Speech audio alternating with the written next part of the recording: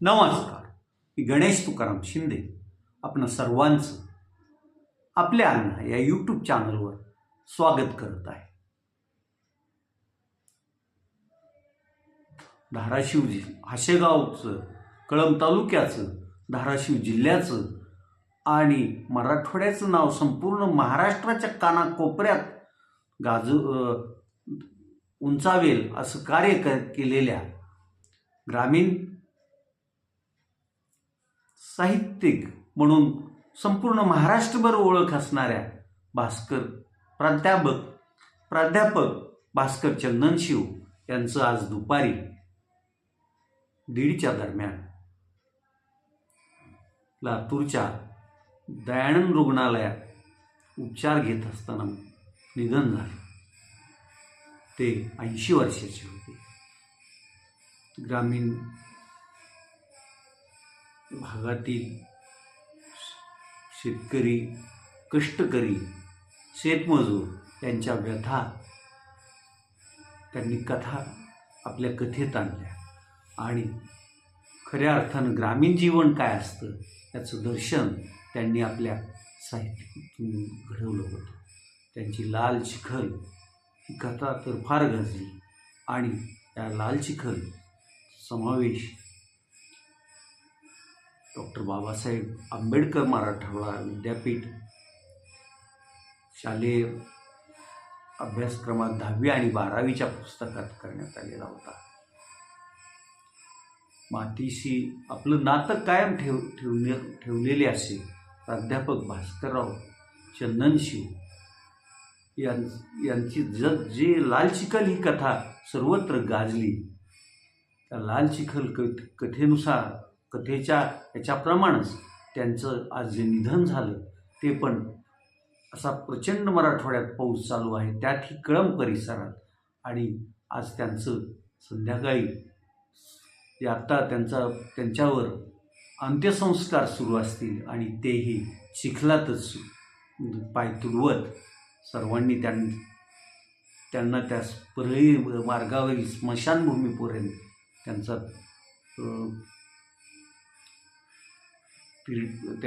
त्यांना तिरडीवून नेलं असेल आणि चिखलाच्या ह्याच्यातच उभा राहणाऱ्या मंडळी आता त्यांना भास्कर चंदनशिव यांना चिखलरूपी मार्गानंच त्यांना भावपूर्ण निरोप देत असतील. प्राध्यापक भास्कर चंदनशिव यांचा जन्म हाशेगाव येथे. त्यांचं शालेय शिक्षण जिल्हा परिषदेच्या कळंब येथील शाळेत झाले. तर त्यांनी अंबाजोगाई येथून BA ची पदवी मिळवली होती. तर MA मराठी हे त्यांनी पूर्वीच्या औरंगाबाद आणि आत्ताच्या छत्रपती संभाजीनगरमध्ये त्यांचं झालं होतं. 1972ला ते मराठवाडा शिक्षण प्रसारक मंडळात प्राध्यापक म्हणून नोकरीस लागले आणि मराठवाडा शिक्षण प्रसारक मंडळाने त्यांना आष्टी येथील महाविद्यालयात त्यांची नेमणूक मराठीचे प्राध्यापक म्हणून नेमणूक केली. त्यानंतर अनेक वर्ष त्यांनी वैजापूर येथील मराठवाडा शिक्षण प्रसारक मंडळाच्या महाविद्यालयात नोकरी केली.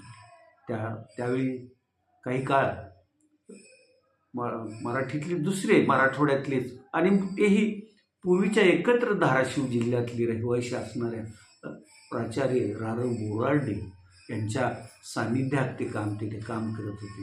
त्यामुळे या दोघंही जिल्हावासियांचं नाव तिथं जुळली गेली आणि त्यांनी तिथून ग्रामीण भागातून येणाऱ्या नवलेखकांसाठी त्यांना मार्गदर्शन ते करत असत आणि विविध उपक्रम पण ते राबवत होते.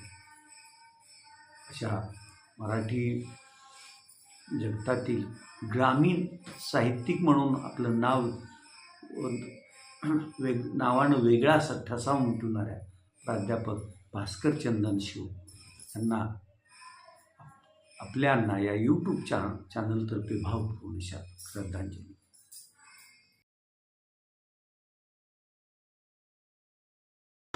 अरे देवा, का असा करायलास रे? कॅलेंडर तरी बघ रे बाबा. संपला रे पावसाळा, दसरा चालू आहे. अरे किती पाऊस पडशील, अंगाला शेवाळ यायची बारी झाली. काय खरं की बाबा, मला एक सांग, रावण आता जाळून मारायचाय का बुडून मारायचाय? एवढं पाणी असतंय का राव? शेतकऱ्याच्या पोरांनो, निराश होऊ नका. येणारा युग आपलंच आहे, विश्वास ठेवा. तुमची बलस्थानं ओळखा. दूध, अंडी, मांस, मटण, अन्नधान्य याच्याशिवाय जगाला पर्यायच असू शकत नाही. म्हणजे थोडक्यात आपल्याशिवाय या जगाला पर्यायच असू शकत नाही. कुणी कितीही जागीरदार असला तरी नोटा दळून खाऊ शकत नाही किंवा डाटा मळून त्याची भाकरी बनवू शकत नाही. हवामान विभागानं आणि हवामान अभ्यासकांनी वर्तविलेल्या अंदाजानुसार आजही धाराशिव जिल्हा आणि मराठवाड्यातल्या जवळपास सर्वच जिल्ह्यात पाऊस सुरूच आहे. पण आज धाराशिव शहरात जो सकाळी तर 7:30-8च्या दरम्यान पावसानं विश्रांती घेतली, तिथे 3 वाजेपर्यंत तो शांत होता. 3 वाजल्यानंतर 2-3 मोठे पावसाचे सटकार येऊन गेले असून आज वातावरणात गारवा जाणवत आहे. आणि जसं हवामान अभ्यासकांनी अंदाज वर्तविला होता की कमी दाबाच्या पट्ट्यामुळं आपल्या भागात जोरदार वाऱ्यासह पाऊस पडेल, तसं थोडं एवढं जोरदार नाही पण वारं पण सुटलेलं आहे. या सलग आता 5व्या-6व्या वेळी धाराशिव जिल्ह्यात तर जोरदार पाऊस झाला आहे आणि सर्वच नद्यांना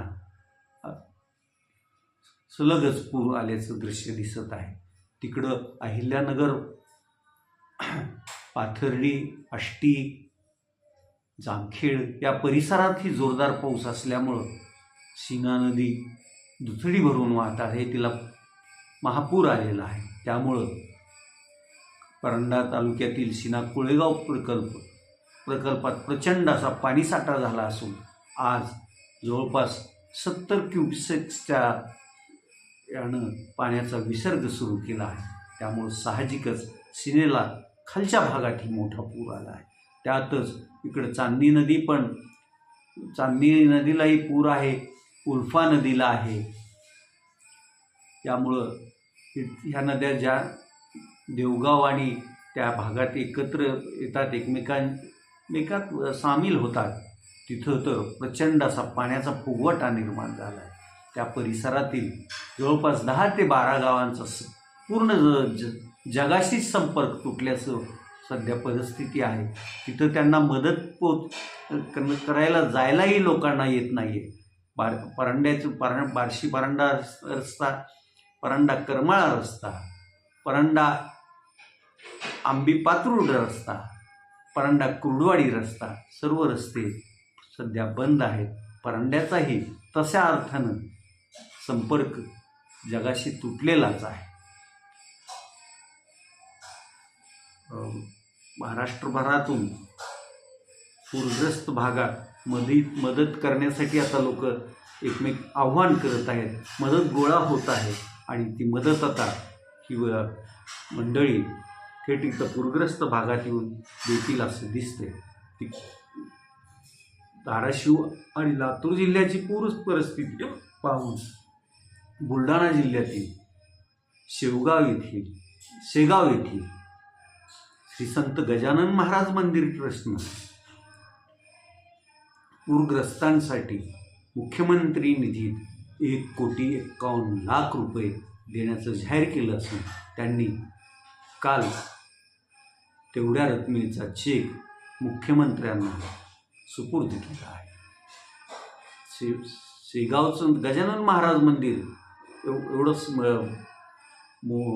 सढळ हाताने मदत करते, पण आपल्या इथं ज्या भवानी मातेला 12ही महिने सतत भाविकांची गर्दी असते. मंदिरात दान करणारे भक्त पण मोठे आहेत.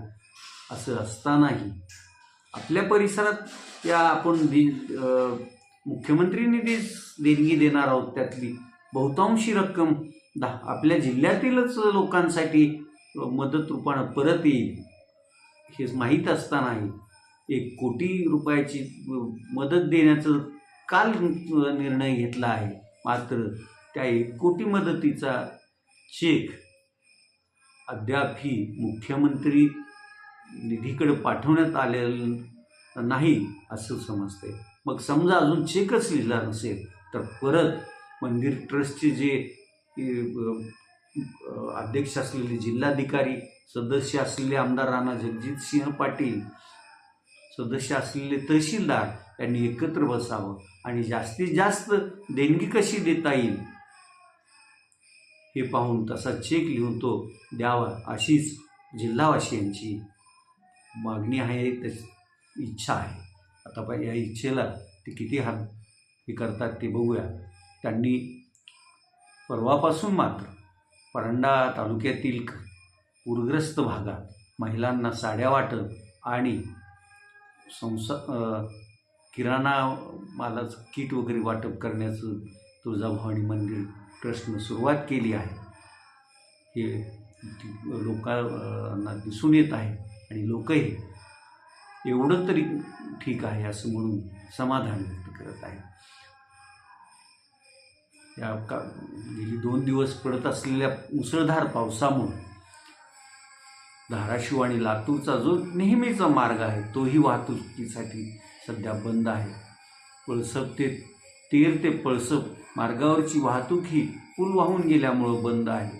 इकडं वाशिरा मांजरा नदीलाही पूर आहे, त्यामुळं तिथंही अनेक गावांशी एकमेकांशी संपर्क तुटलेला आहे. आता हा पाऊस आणखी 2-3 दिवस असाच राहील असं हवामान विभाग आणि हवामान अभ्यासकांचं मत आहे. त्यामुळं पुढं कुठलं काय संकट सर्वांसमोर वाढून ठेवलेलं असेल याकडं सर्वांचं लक्ष लागून राहिलेलं आहे. बागवान चौक येथील गाडी पूर्णपणे पाण्यात आहेत. सध्या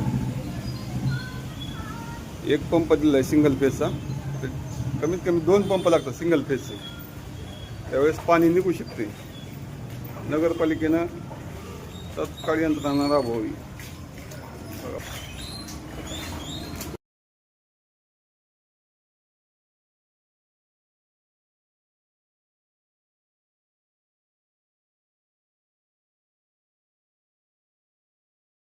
फक्त धाराशिव जिल्ह्यातच म्हणून नाही तर पाऊस मराठवाड्यातल्या सर्व जिल्ह्यात सुरू आहे. शेजारी सोलापूर जिल्ह्यात आहे, अहिल्यानगर जिल्ह्यात पण पाऊस तशाच स्वरूपाचा सुरू आहे. त्यामुळं या सर्व भागात जनजीवन विस्कळीत झाल्याचं चित्र आहे.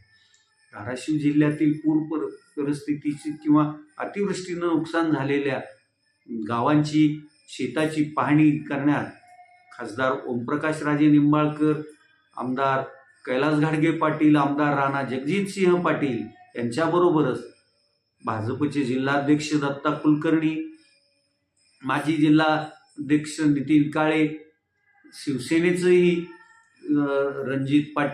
जिल्हा प्रमुख रणजित पाटील, तालुका प्रमुख मेघराज पाटील, तालुका प्रमुख सचिन काळे, मोळोने ही आदी मंडळी आपापल्या परिसरातील जिथं कमी जास्त पुराचं फटका असेल तिथं जाऊन भेटतात, लोकांना धीर देण्याचं काम करत आहेत.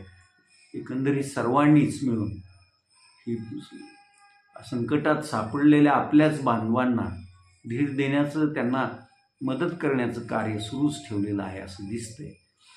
अनेक संस्थांनी, अनेक माध्यमांनी मदतीचं आव्हान केलं असून काहींनी थेट संसारोपयोगी साहित्य आणि 1 महिन्याच्या आसपासचं किराणा मालाचं साहित्य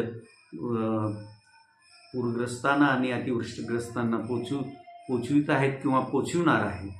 तर काहींच्या मते सर्वच शेत पोचविण्यापेक्षा काहींनी थेट त्या शेतकऱ्यांचे बँकेचे क्रमांक घ्यावेत, त्यांचा फोनपे क्रमांक घ्यावा आणि त्यांच्या खात्यावर पैसे थेट खातर जमा करून पाठवावेत असं पण आव्हान केलं जात आहे. आता त्यांच्या या सर्वांच्या या आव्हानाला कोण कसा प्रतिसाद देत आहे हे लवकरच दिसून येणार आहे. आज आपण इथेच थांबूया. आपण आपल्यांना हे यूट्यूब चॅनल सबस्क्राईब करा, लाईक करा आणि कमेंट्स पण नोंदवा. धन्यवाद.